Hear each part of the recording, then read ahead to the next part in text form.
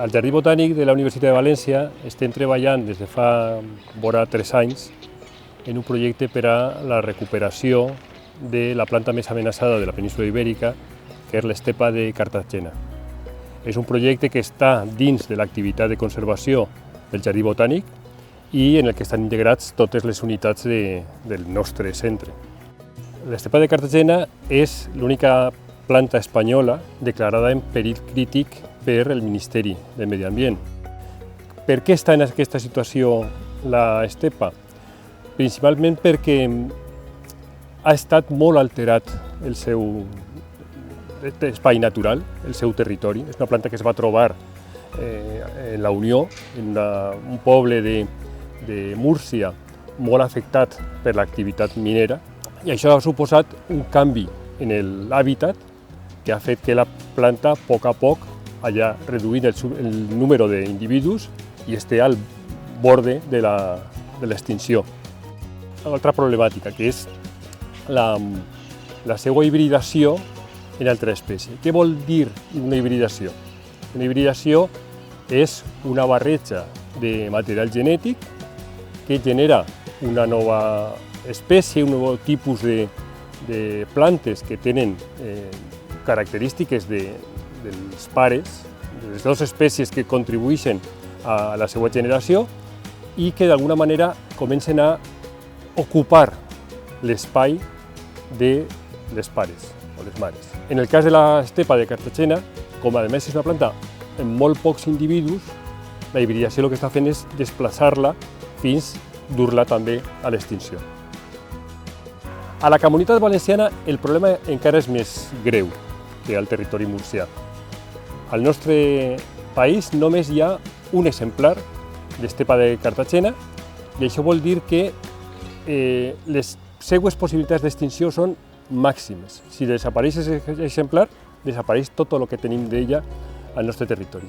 A més, aquest exemplar és incapaç de produir llavors per si mateix. Tenim tota la reserva genètica de l'espècie al nostre territori en un únic exemplar amb moltes dificultats de reproducció.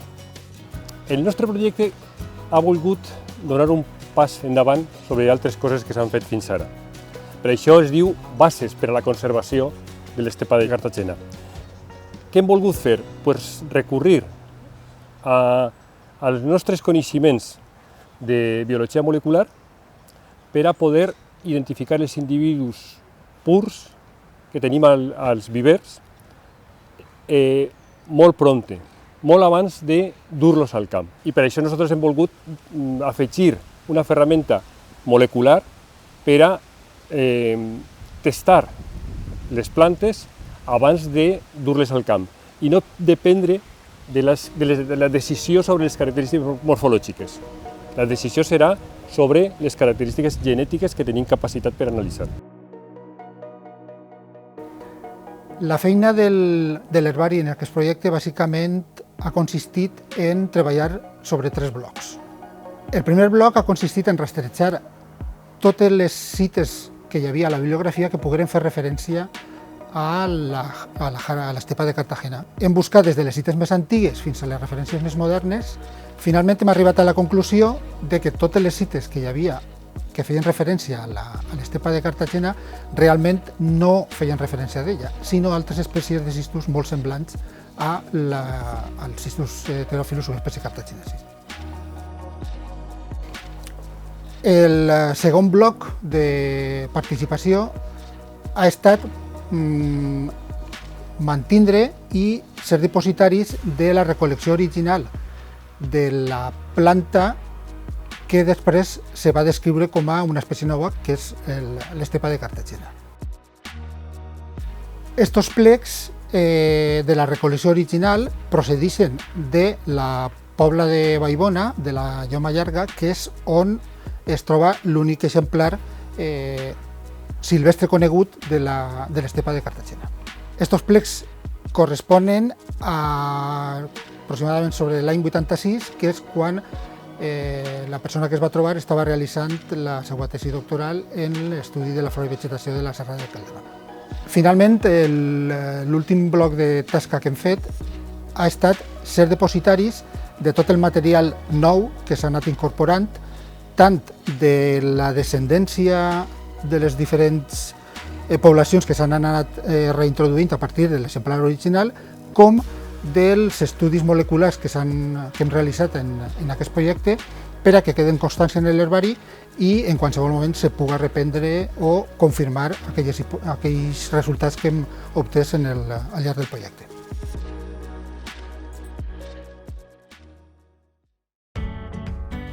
Quan volem conservar una espècie amenaçada és molt important conèixer la seva biologia reproductiva i les característiques fenològiques que la poden afectar, com per exemple seria el número de flors que s'obrin cada dia.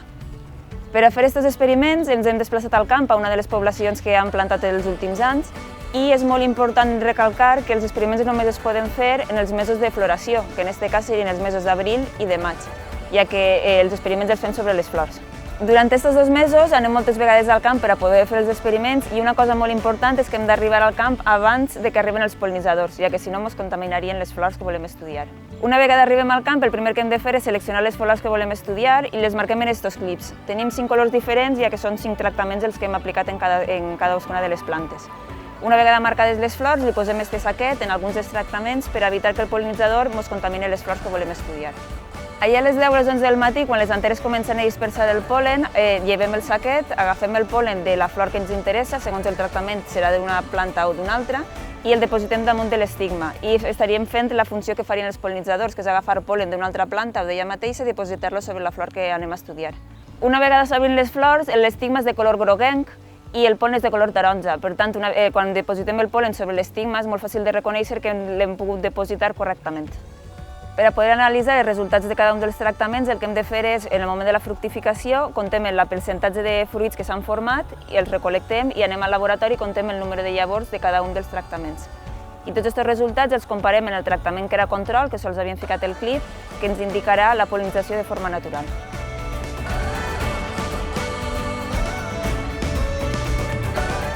La part del projecte d'estudi de pol·linitzadors és una vessant dels estudis de biologia reproductiva que el que ens interessa és saber quins són els pol·linitzadors que actuen, que fan de vector de pol·linització dintre de l'estepa de Cartagena i com es comporten a l'hora d'interactuar amb la planta. Com a recompensa que dona la flor de l'estepa als pol·linitzadors, tenim el pol·len i el nèctar. Hem fet molts censos de pol·linitzador. L'hem fet de 2 maneres. Una directa, és a dir, s'hem col·locat davant de la planta, davant d'un individu, i durant un temps determinat hem mirat quins pol·linitzadors visitaven les flors i com se comportaven, si venien o se n'anaven a una altra planta, si se manejaven dintre de la mateixa planta de flor en flor, etc. I a banda hem fet censos indirectes, podem dir. El que hem fet és posar una càmera enregistrant una planta i gravar el que passa en aquest moment, per a després ja en el laboratori estudiar aquests vídeos com si fossin en sens directe. El que hem vist és que l'abella de la mel, la Apis mellifera, és el pol·linitzador més habitual de l'estepa de Cartagena. També hem trobat altres com l'abella roja solitària, però sobretot l'abella Apis mellifera. I també el que hem trobat és la visita d'escarabats xicotets que el que fan és furtar el pol·len, alimentar-se del pol·len però no pol·linitzar. És el que hem denominat lladres de pol·len. Els escarabats mengen el que és el pol·len, se mengen també els estams, inclús poden fer malbé les estructures reproductives de la flor. El projecte de conservació de l'estepa de Cartagena es desenvolupa també al Jardí Botànic, ja que també inclou producció de planta, estudis moleculars i germinació i envelliment de les llavors.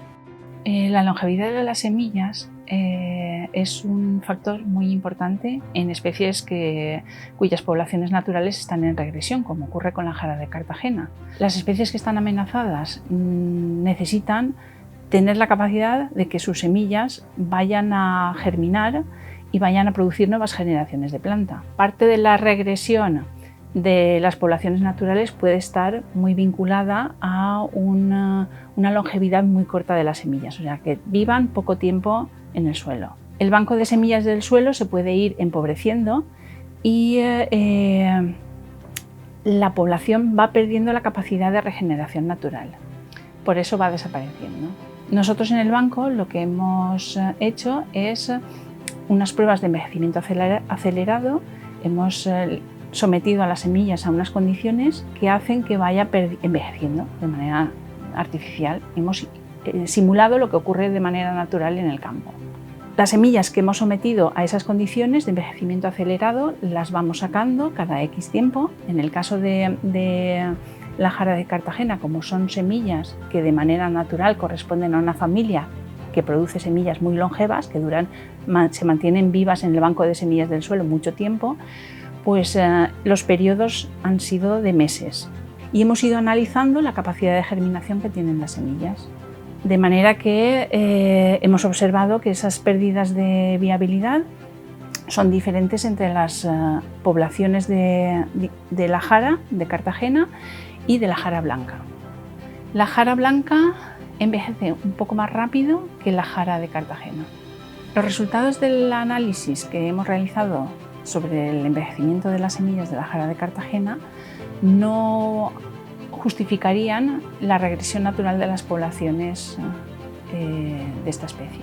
Tendremos que buscar los motivos de la regresión de esas poblaciones en otros factores, como pueden ser el estrés, la tolerancia a diferentes tipos de estrés, como el térmico, el hídrico, o en la fase previa a la formación de las semillas, como podría ser la polinización y la formación de híbridos.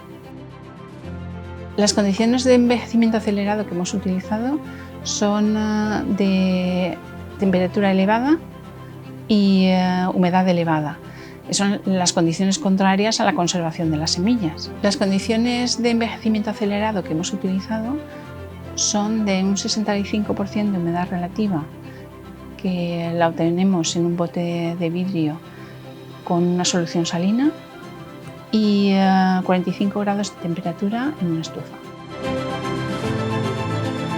En el proyecto de la jara, en el banco de germoplasma, nos hemos centrado en el estudio de la fase germinativa. Esta fase es una de las más sensibles y las más importantes dentro del ciclo vital de una planta. Y es especialmente importante en el caso de especies amenazadas, porque de su éxito depende la supervivencia de la especie en muchos casos. Nosotros hemos intentado valorar el papel que tiene esta fase de germinación y sus resultados en la regresión de las poblaciones de la jara de Cartagena que está sufriendo ahora en la península ibérica. Por otra parte, también hemos intentado valorar los efectos que las variaciones en el clima, tanto las actuales como las futuras, tienen en esta fase de germinación, a través del estudio de la tolerancia al estrés hídrico y al choque térmico. Y lo hemos valorado tanto para la jara de Cartagena como para una de sus competidoras habituales en el campo, que es Cistus albus. Bueno, estas son las cámaras de germinación. Aquí lo que hacemos es intentar simular las distintas temperaturas a las que queremos someter las plantas, las semillas, para ver los efectos que tienen en la germinación. Entonces, estas serían las placas. Y luego lo que hacemos es hacer los recuentos para ver el éxito de la germinación a cada una de las temperaturas probadas.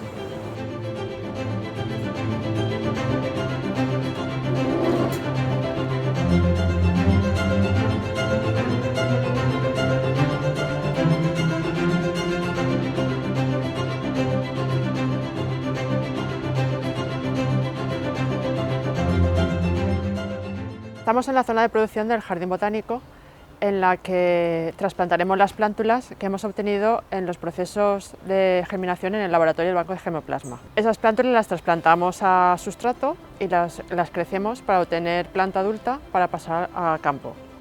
Estas plantas de la Jara de Cartagena las hemos llevado al campo para formar parte de un nuevo núcleo poblacional que hemos localizado en conjunto con un responsable de la administración, concretamente en el Parque Natural del Turia, en el paraje de la Pea en Vilamarchant.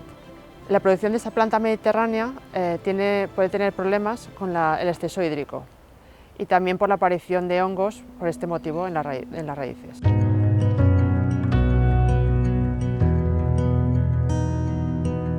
La Jara de Cartagena tiene un problema de hibridación en el campo de manera natural, con otra especie muy cercana que es mucho más abundante en nuestro territorio, que es la jara blanca.